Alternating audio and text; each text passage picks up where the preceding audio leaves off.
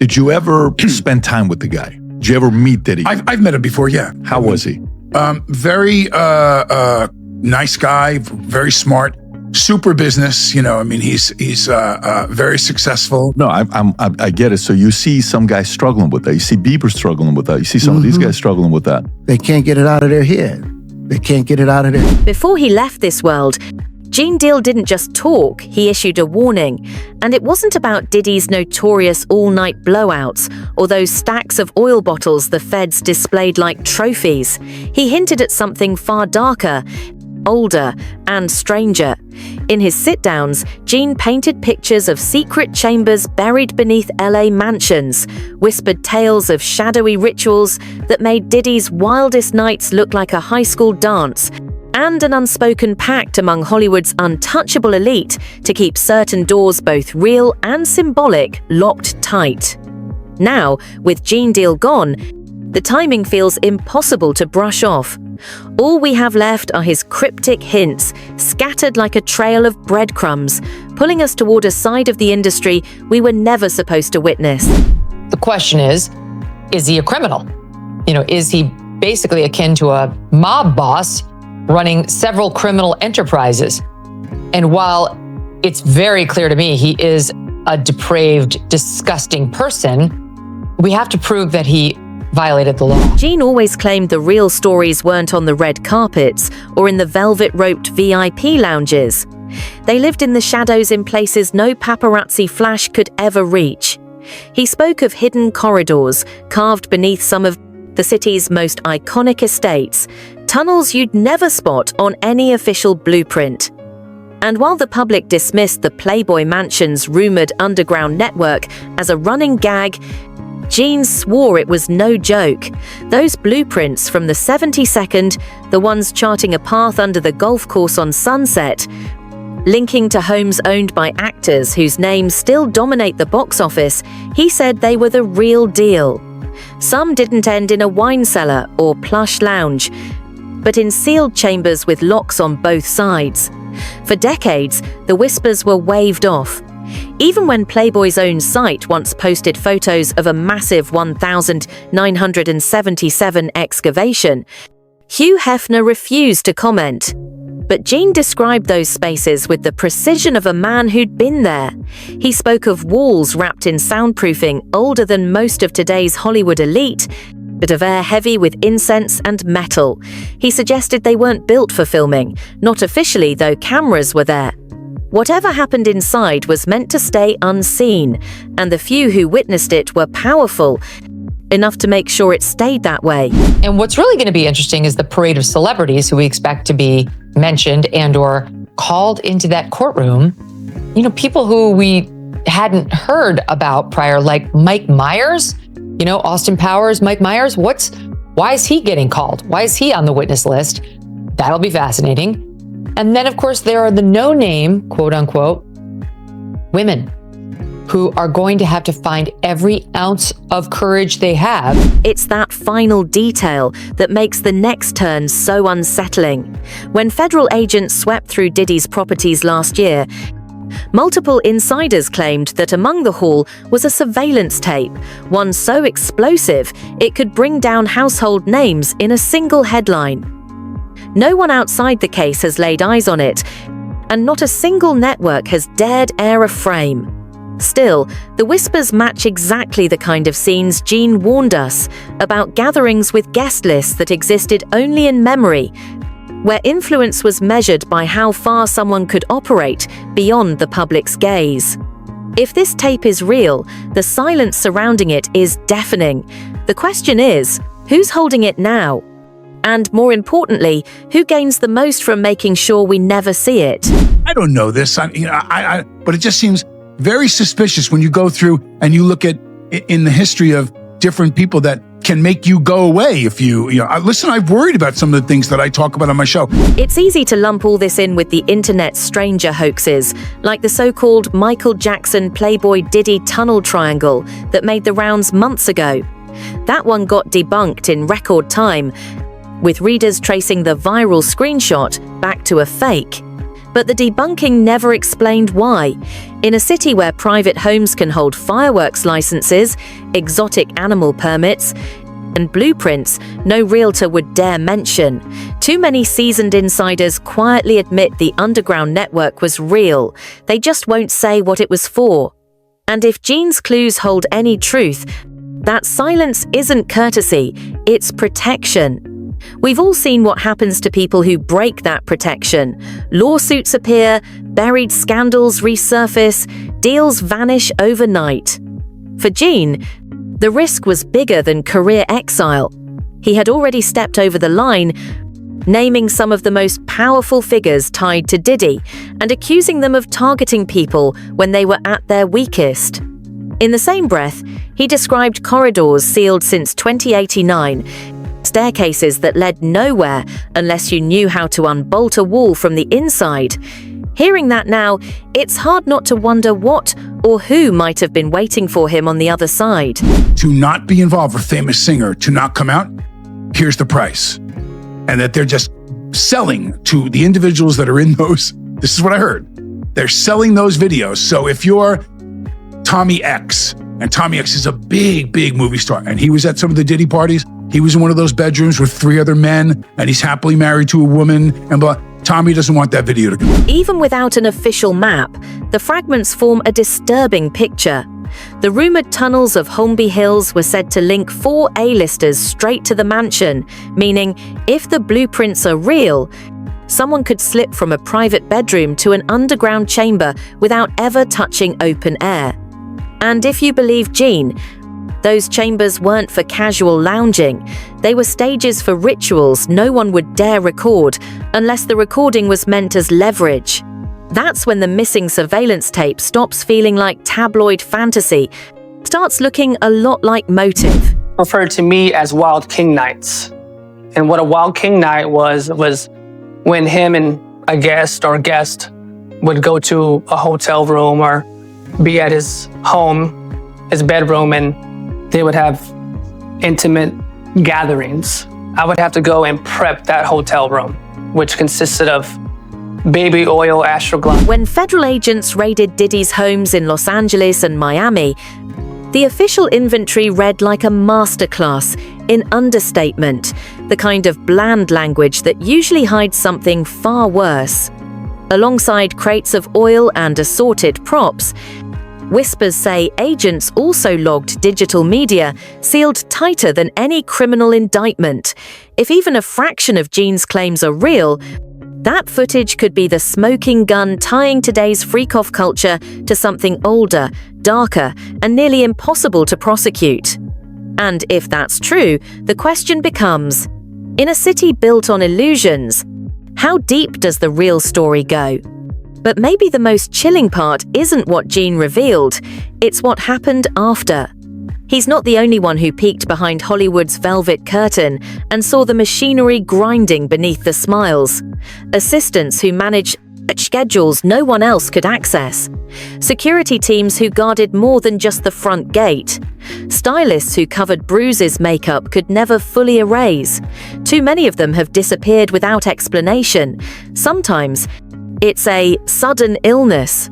Sometimes a freak accident. Other times, there's no word at all. Some call it coincidence.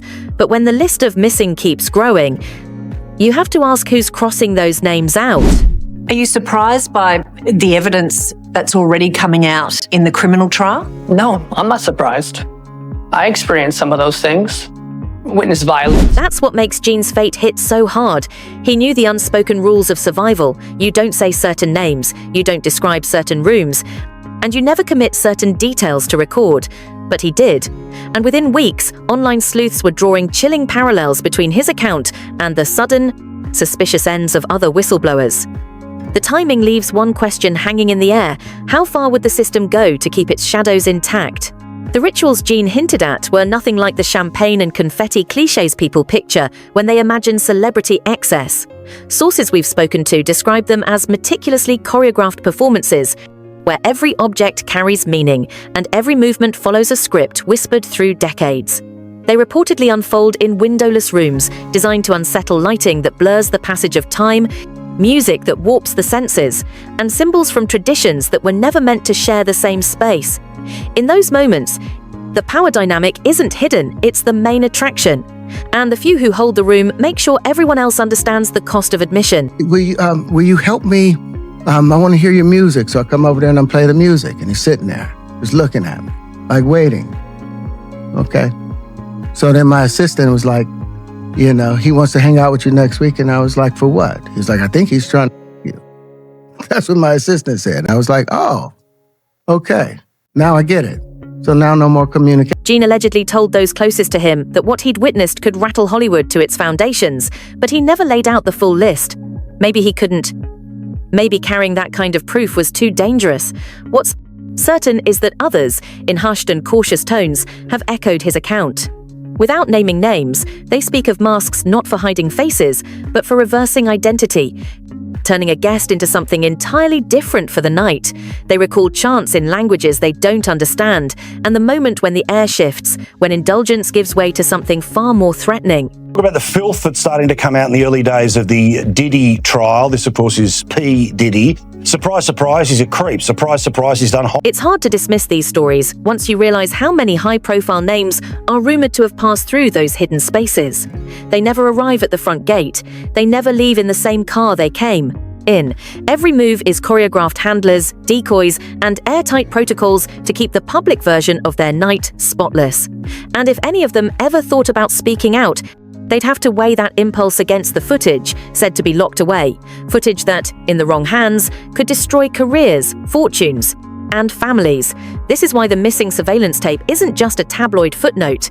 If it exists, and if it shows even a fraction of what Gene described, then it's not just Diddy's empire in jeopardy. It's a chain reaction that could drag in actors, studio executives, even politicians. Which brings us back to the heart of the mystery. Where is it? Is it buried in an evidence locker, sealed away by layers of legal red tape? Or is it in someone's private collection, a bargaining chip too powerful to play until the moment is perfect? Don't trust nobody. In Hollywood, specifically, when you get there, a lot of people don't know how to say no. That's the difference between New York City and California. When you look at the bigger pattern, it's almost mechanical. A leak surfaces. The source is sidelined. The evidence disappears. The narrative resets like nothing happened. The few who were watching remember, but the industry banks on short memories and louder headlines. Gene's death broke that rhythm. He had just enough credibility and just enough of a platform to make silence impossible. Even now, months later, his interviews are still being pulled apart online, viewers analyzing every pause, every glance away from the camera. For those who've managed to escape the underground networks Gene described, survival often comes with a different kind of sentence. They re-emerge into daylight, carrying a weight that never fades, haunted not only by what they saw, but by the lingering sense that someone is still watching. Many relocate far from Los Angeles, living under assumed names, keeping their heads down. They speak in fragments, their stories buried in metaphor, as if too much truth might draw out the very people they ran from. It isn't just fear of exposure, it's the psychological scar left by years, in a world where trust was currency and betrayal could kill you in more ways than one. You are literally, it's an unhealthy space. And so eventually you're going to go too far, Who knows what happened to Philip? Who knows what he had to do in order to get to where he was at? There's a lot of things that people do that end up sitting and they can't get over it. And they got to keep getting high, hoping to get it out of their head, Memoirs from former insiders are rarely clean tell-alls. They're laced with coded language, gaps, and abrupt shifts in tone, as if the writer is trying to unload memories without tripping an unseen alarm. Between the polished anecdotes, small cracks appear, an offhand reference to a special meeting, a quiet mention of an after-hours agreement, each hinting at the machinery beneath the surface. For those who know where to look, the subtext is unmistakable, and it's often in those empty spaces that the real story hides. Readers who've learned to read between the lines will tell you these books feel less like confessions and more like messages slipped past a censor. I'm sorry, I'm just really... I'm in this moment right now. This is crazy. Sorry. People don't really know how much what it does to you when something that you love is taken from you. and thrown away like it don't even matter, and then they move on with their lives and you're stuck. You're stuck. During those years, you're still stuck 21 years later. The paranoia isn't without cause. More than one survivor has described being shadowed for weeks after cutting ties, spotting the same unmarked cars idling near their new address, or answering anonymous calls that end in silence. It's psychological warfare, a constant reminder that the past never really lets go. Even without physical harm, the steady drip of intimidation corrodes any sense of safety. You see it in their posture, in clipped speech, in the way they avoid lingering anywhere too long, each habit a scar left by a life lived under watch. Therapists who work with these survivors often note the same pattern: relentless anxiety, recurring nightmares, and a near obsessive need to control every corner of their environment. Some avoid mirrors for months, others sleep with the lights on. The rituals they once witnessed replay in their minds like old, damaged film reels looping without warning in the quietest hours. A few try to outrun it, living in constant motion, never in one place long enough to settle. Others vanish into isolation, severing nearly all contact, clinging to the hope that obscurity might equal safety. You know, there's a short life in Why do you think that is? What the creative side is? Well, because losing out money, you got to take. You're going through so much to try and deal. Financial instability only deepens the trauma. Many insiders walked away from high-paying roles or long-term contracts, giving up not just luxury but the safety net that came with it. In industries where references mean everything, burning that bridge leaves no easy way back. Some take low-profile jobs far beneath their former status, finding small comfort in the anonymity. Others try to reinvent themselves in entirely new fields, only to discover the shadow of their past trailing them through rumors, online whispers, and the quiet but lethal industry blacklist. A few have managed to turn their experiences into advocacy, linking up with networks of whistleblowers who operate out of sight, documenting and connecting patterns of abuse. These groups function like underground resistance cells, communicating through encrypted channels, always aware that a single breach could jeopardize everyone involved. Inside these hidden circles, Gene's name still holds weight, his warnings replayed and dissected as both a rallying cry and a cautionary tale. For them, survival isn't just about escape, it's about bearing witness, no matter the personal cost. Not sure. I don't buy for a minute that he's going to prison without getting out of here somewhere and stashing $2 billion or whatever. I think he has that kind of power, meaning Sean himself. But remember, it goes a lot deeper than that. The cost is heavy. Relationships splinter under the strain as partners and friends struggle to grasp the constant vigilance, the secrecy, the unexplained disappearances. Trust becomes rare. Intimacy, a calculated gamble. Survivors recall moments when they nearly let their guard slip until a headline, an unmarked envelope, or a passing face yanks the old fear back into place. It's a cycle that can stretch on for decades, long after the public has forgotten the scandals that set it in motion. What stands out is how closely these stories align across people who've never met. The same initiation steps, the same methods of control, the same quiet removals when someone became a liability. The overlap is too precise to chalk up to coincidence, adding weight to Gene's claim that he'd witnessed part of a larger, organized structure. These survivors may never speak names aloud, but together, their shared experiences form a mosaic that says more than any single testimony ever could.